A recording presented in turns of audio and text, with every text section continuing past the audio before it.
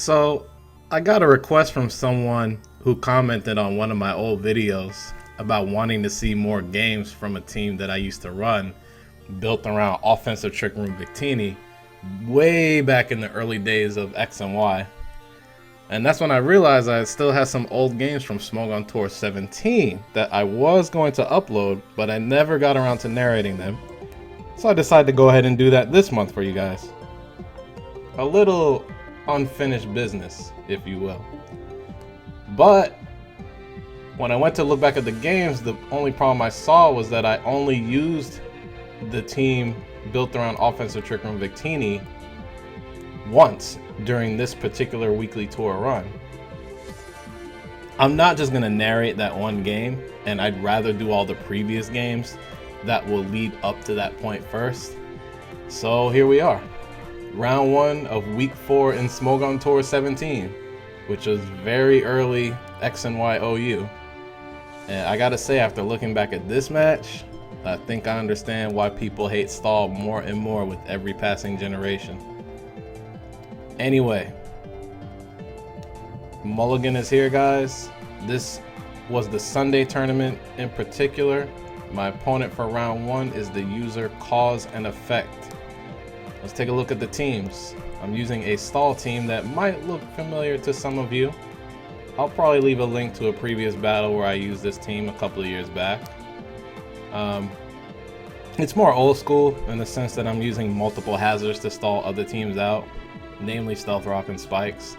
My opponent also has a very defensive team, especially considering the only true offensive threats are Volcarona and possibly Breloom. But I'm guessing the team is built around Volcarona because there's a Fortress to spin hazards away, and a Chansey that might be a Wish Passer, but we'll have to see. My opponent also has basically 2 anti-hazard Mons. Mandibuzz is obviously a defogger, and there's also Gothitelle who traps my hazard setters and my obvious Volcarona switch-ins. Only Aegislash and Zapdos can't be trapped, actually. Also, keep in mind that Aegislash was in OU during the early days of X and Y when this battle happened. This is a very long match, guys. Props to anyone that makes it to the end. Let's get started. I lead off with Heatran since I want to set up Stealth Rock as soon as possible if I can, and my opponent leads with Breloom, which at the time wasn't too surprising. I believe I was actually expecting this to be Scarfed and figured Chestnut could handle Breloom pretty well, since she's immune to half the standard moves Breloom typically carry. Substitute goes up immediately though, and here I'm going to go for Spiky Shield to scout for the Focus Punch, which my opponent does end up going for. And after this, I'm going to go ahead and set up my first layer of Spikes, since I was running max defense on Chestnut on this team, which makes a 2-hit KO with Focus Punch almost impossible for any Toxic or Breloom. Focus Punch is actually going to end up coming my way here, and Chestnut takes it pretty nicely, nice even 40%. Now, since Focus Punch is likely the only thing that Breloom can hit Chestnut with, and I don't want Chestnut taking too much damage too early, I switched to Aegislash, and my opponent is going to try for the 3-hit KO, but isn't going to get it. And it's here that I actually believe I'm going to go for Reflect. I was running a specially based mixed Aegislash with Reflect and some EVs invested in bulk at the time. My opponent does show the Spore, and that Breloom obviously outspeeds. But I figured Aegislash was the best sleep fodder, as I couldn't keep Chestnut in against Breloom forever, and Aegislash actually isn't very strong against my opponent's team.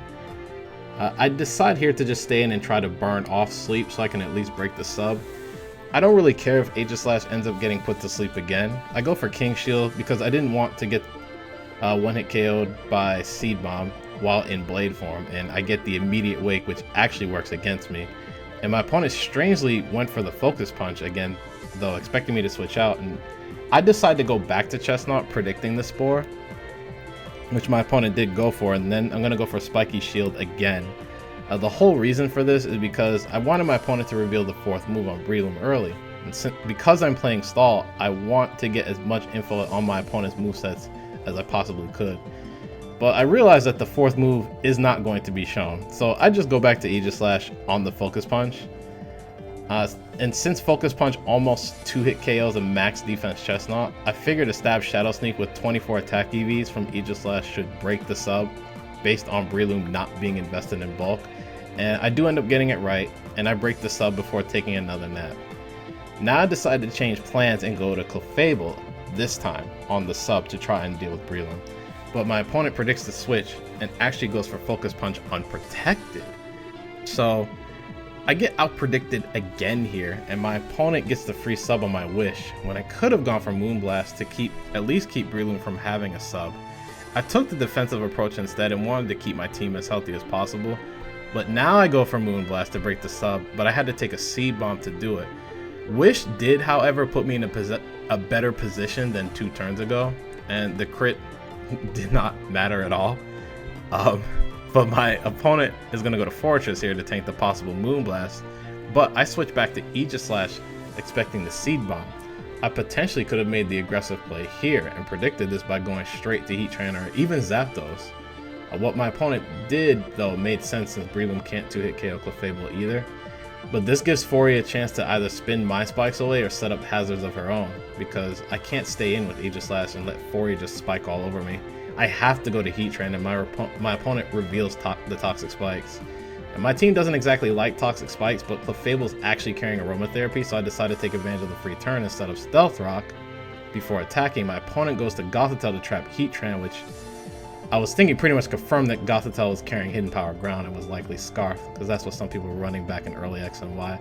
I can't really do much about it though, because my Heatran's max special defense and Lava Plume doesn't even 2-hit KO.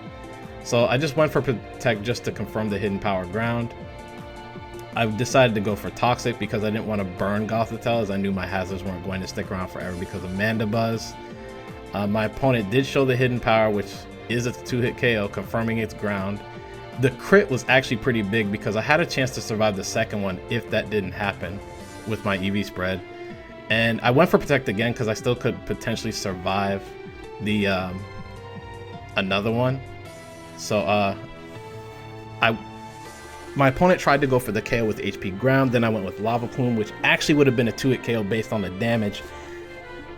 And I do manage to live the second HP Ground.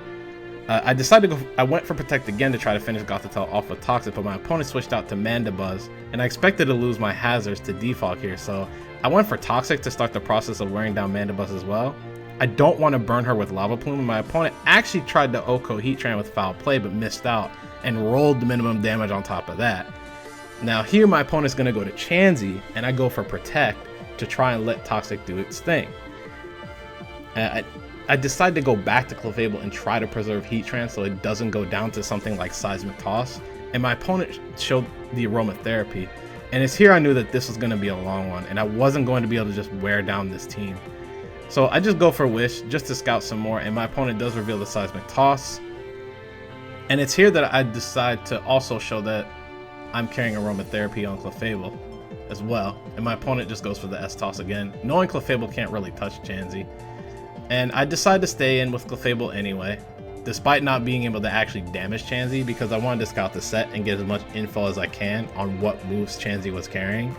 I knew Thunder Wave was a possibility, so I threw out Moonblast, and sure enough the T-Wave gets revealed, which means I'll need to utilize Zapdos against this Chansey as well. Now first I decided to go for Wish. My opponent does show the last move here, which turns out to be Soft Boiled, which is not surprising at all.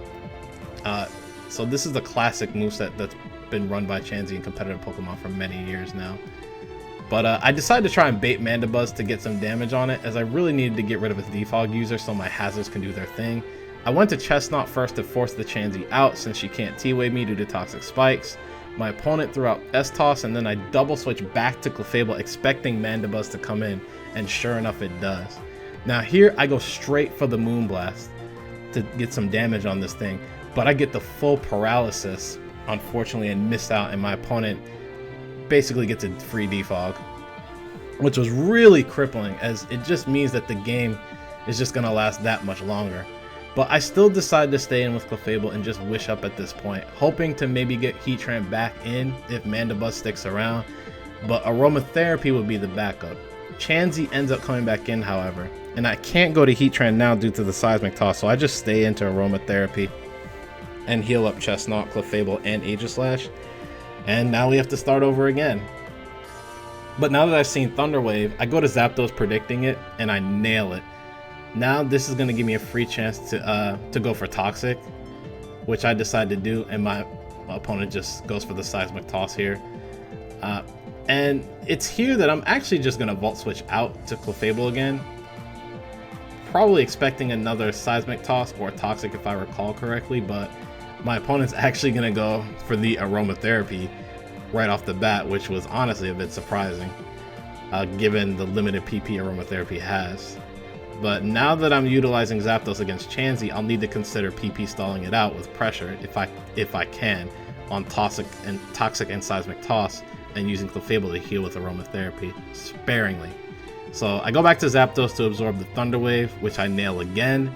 And now my opponent's going to go back to Fortress expecting the Toxic, which I do go for. Now I do carry Heat Wave on the Zapdos and not Defog, but I figured this was another chance to get Stealth Rock up again. So I Volt Switch back to Heatran just to get her in before hazards start coming down again. And Fortress does end up setting up the Stealth Rock.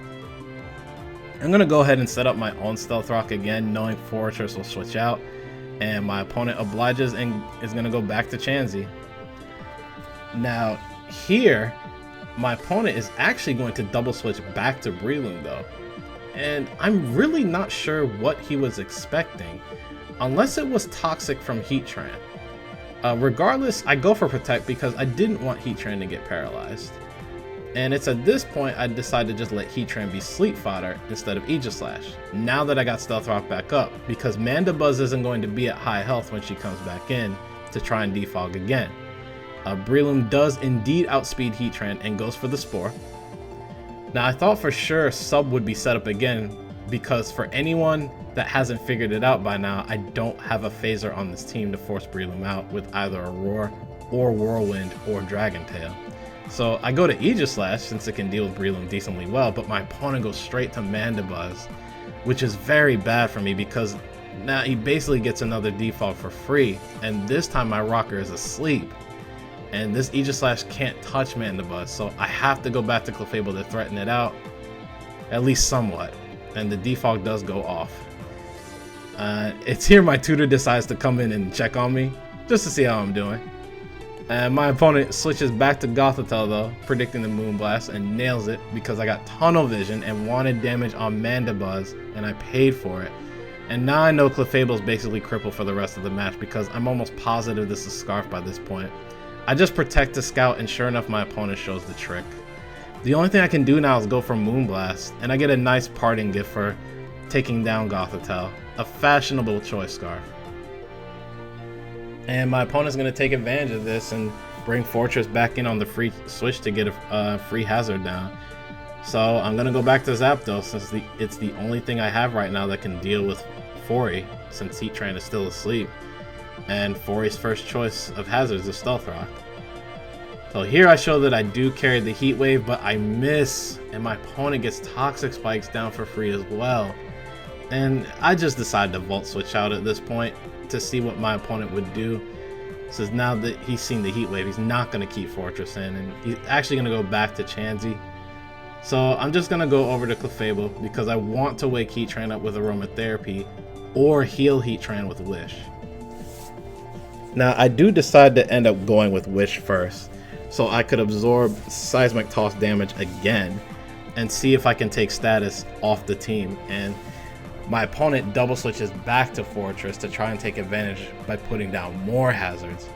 Since Fortress is back in, I knew the full stack of Toxic Spikes was coming. Because of this, I decided to wait until a better time to Aromatherapy. So I just go to Heatran now, so I could get HP back with Wish, and the second layer of Toxic Spikes comes down. I go back to Aegislash, and I honestly don't remember why, other than the fact that it was the only other Mon that took the least damage coming in without getting poisoned. I may have wanted to set up Reflect, but it ended up kind of working out because Breloom comes back in. And my opponent pretty much has to switch out here, despite Spore being tempting. So he goes back to Mandibuzz, and I decided to just go back to Clefable, as it's a very safe play, whether Breloom stays in or not. And now I can threaten the 2 KO with Moonblast from this point. I lock into Moonblast to keep Mandibuzz honest, but my opponent immediately goes back to Chansey to tank it. Now I have to bring Zapdos back in because Clefable is basically nearly useless from this point on, but I might be able to sneak it back in for one more aromatherapy or just as fodder, if nothing else. Chansey takes the chance to soft boiled, and I'm gonna go ahead and set up Toxic again, and I'm gonna catch a Seismic Toss for doing so. Now I know Chansey can't really touch Zapdos at all, so I can force out Chansey eventually. Zapdos will likely win 1v1. So I'm just going to Heat Wave, and my opponent goes with another Seismic Toss. Now all these people have been coming in to watch this battle and asking where the Defog at. Well, I show here that I actually wasn't carrying Defog on this team at all, and that my last move is actually Roost. And my opponent's actually going to go for the Aromatherapy. And I'm basically hoping I can PP stall the Chansey and then KO Mandibuzz at some point, so I can get one good layer of hazards down and just stall my opponent out. So I went for Toxic again, and my opponent Thunder Wave's expecting me to Volt Switch out again. And so the exchange begins. I know Zapdos can stay in here for a while. I'm going to throw out a couple of Heat Waves just to let Toxic do its damage, and eventually force Chansey to either waste Aromatherapies or eventually switch out. And my opponent's finally going to get the idea of what's going on, and he's actually going to go to a Volcarona. But this also tells me he's low on Aromatherapy PP. And now I know Volcarona is his main sweeper, and I don't have any phasers, so I will need to Toxic this immediately, so I go for it. But my opponent goes back to Chansey, which is fine by me as long as I didn't miss, which I managed to connect. But I'm going to stay in and repeat the process and go for Heat Wave again. And my opponent's going to go back to Volcarona, which again is fine by me as well, since Volcarona will take more damage from Heat Wave than Chansey will. Now here I'm going to go ahead and Volt Switch out, and I plan to finally go to Tyranitar to set up Sand. And my opponent goes back to Chansey, which doesn't change the plan, as I'd rather have Tyranitar poisoned than paralyzed since he's Scarfed. And I'm going to keep my opponent honest here by locking into Superpower. And the reason for this is neither Crunch nor Pursuit actually OHKO Chansey from this range. And Fortress is going to end up on the receiving end. Now here I'm going to go back to Clefable. And I figured it was time to just fodder Clefable off and just scout the move that Fortress goes for. But my opponent is actually going to go back to Chansey, and Clefable's actually going to go down to the Poison and the Sandstorm since I'm running Unaware Clefable. And I'm going to bring Tyranitar in on the free switch. I lock into Superpower again here, as Chansey still is not in range of a one-hit KO from Crunch or Pursuit. And my opponent once again goes back to Fortress to tank it. Now I'm going to go directly to Zapdos to force Fortress out. But my opponent is actually going to double switch to Volcarona, possibly to try and set up on the Superpower. And I need the Toxic here, because again, I cannot allow Volcarona to set up a bunch of Quiver Dances and just sweep my entire team without taking some form of residual damage. Thankfully, I do land the Toxic as the first Quiver Dance gets set up. Now, Zapdos has done its job, so it's time to Volt Switch out.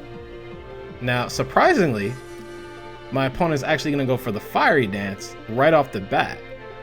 And I'm going to swing back to Tyranitar, just so I can set up Sand again and add, just stack residual damage and give this Volcarona as few turns as possible to do whatever it's trying to do. Now, Volcaronas back then used to be super bulky and slow on these type of teams, but I still didn't want to risk Tyranitar getting outsped, so I double switched back to Heatran, hoping that Volcarona can't touch her. Now Bug Buzz gets revealed, which gives me confidence that there is no hidden power ground, since the bulky sets typically carried Roost, given the team makeup. And Volcarona switching out here actually pretty much confirms this, and I stay in to burn a turn of sleep off, and Chansey's going to come back in. Now, I am still going to stay in and try to wake up, and I managed to get it, but I played super safe and went for Protect over Stealth Rock, which was a pretty big misplay. My opponent was definitely going to Aromatherapy and wouldn't risk Thunder Wave having no effect, so I should have gone for Stealth Rock here. In either case, I have to go for it now no matter what happens to Heatran, and my opponent knows this and actually takes the opportunity to bring Volcarona back in. And the last move on Volcarona gets revealed, which is Roost. And I go for Toxic here and I miss, which is pretty annoying. And my opponent picks up on what I'm trying to do, wear down Volcarona, and decides to go back to Mandibuzz. And here I just go for Lava Plume. But now that I've got damage on Mandibuzz, I'm just going to try and go for the Lava Plume again because my EV spread was specifically designed to outspeed the standard Mandibuzz people were running back then by 1 point. Only to find out this Mandibuzz outspeeds Heatran and gets off the Roost before I can try for the one-hit KO. And she gets burned, which I really don't want. I would much rather have Toxic on this thing. And then the same thing happens again as I commend my opponent. You guys have no idea how hard I'm doing these air quotes right now. But now I'm fully expecting Defog, and now that I know his Mandibuzz is faster than my Heatran, which I was still pissed about because literally no one made their Mandibuzz that fast, I just went for Stealth Rock, hoping I could run him out of Defog since Stealth Rock has more PP than Defog.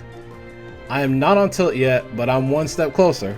So I went for Protect, and my opponent showed the last move on Mandibuzz, which turns out to be Whirlwind, and Aegislash gets dragged in. One of the worst possible scenarios. So I figured at this point my opponent's just going to spam Whirlwind. So I go ahead and set up Reflect before getting blown out into Heatran again. And here I went for Stealth Rock, predicting my opponent to go for Defog. But he stays with Whirlwind, and this time Chestnut's going to get dragged in. So now I try to go for Leech Seed, hoping Mandibuzz will stay in, but my opponent knows the entire Chestnut set by now, and is going to go back to Breloom, predicting this. At this point, I figured it was best to fodder off Chestnut, since Clefable is gone and Chestnut is too low on health to try and keep her around. I go for a second layer of spikes. In hindsight, I should have just spammed Hammer Arm from this point to make sure my opponent didn't have a sub by the time Chestnut went down. And he sets up sub. Now I'm going to go for Hammer Arm to break it, but I have to take unnecessary damage from Focus Punch. And Chestnut's going to go down one turn earlier than she has to. Now the good news is at least Breloom isn't behind a sub. So I'm going to bring in Aegislash here on the free switch. Now the plan is to try and PP stall this Breloom out.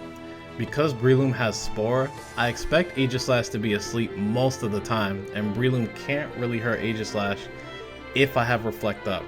So basically I wanted to get into a sequence where I would either only go into Blade form and attack when Reflect is up, or if Breloom doesn't have a sub.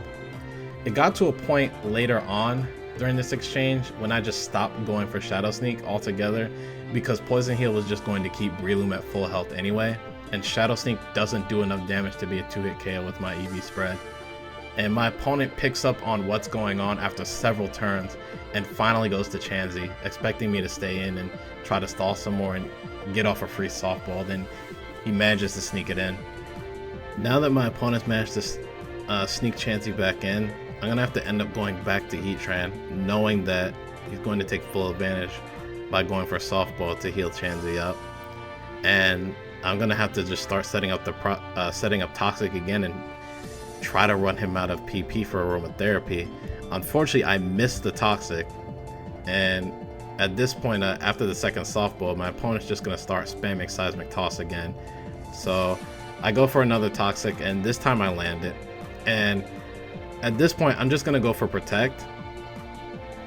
And it's here when we're actually told that we're the last match to finish in round 1. Everybody else in round 1 has already finished their games, except for us. So knowing Seismic Toss is coming again, I go back to Aegislash, even though Aegislash can't touch Chansey. At this point, I have 2 main win conditions, with a few backup ones, depending on how things go. but the two main win conditions are Zapdos and PP stalling my opponent out of moves, which will also involve Zapdos and my sleeping Aegislash. My opponent is going to heal up with Aromatherapy again, and I just stay in and stick with the plan. Here I go for Shadow Ball, expecting my opponent to switch out just in case I wake up, and I do get the wake and I catch Mandibuzz coming in.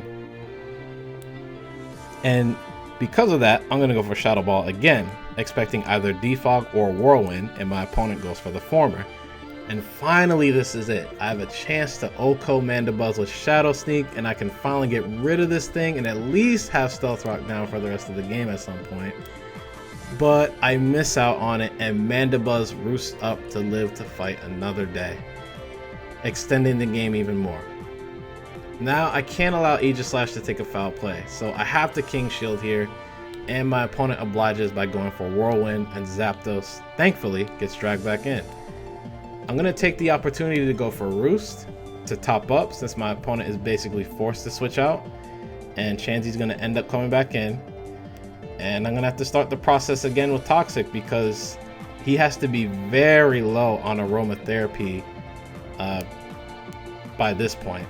And once he runs out of PP, I'll be able to overload his team with Toxic between Zapdos and Heatran, get Stealth Rock up hopefully along with Sand, and just wear him out.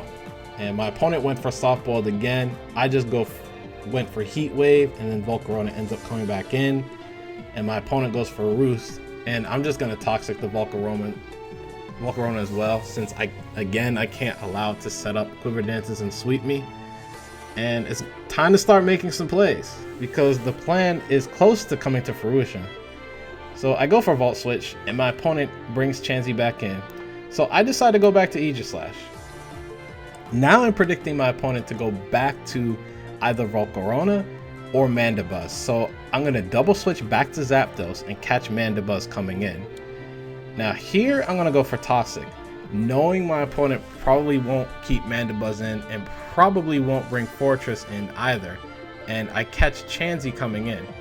And my opponent at this point is getting annoyed and thinks he should win because it's 5-4 in his favor. But he doesn't have a definite win locked up. I know I could potentially lose based off this fact, though, despite him being almost out of PP on Chansey and probably even Breloom and Mandibuzz as well.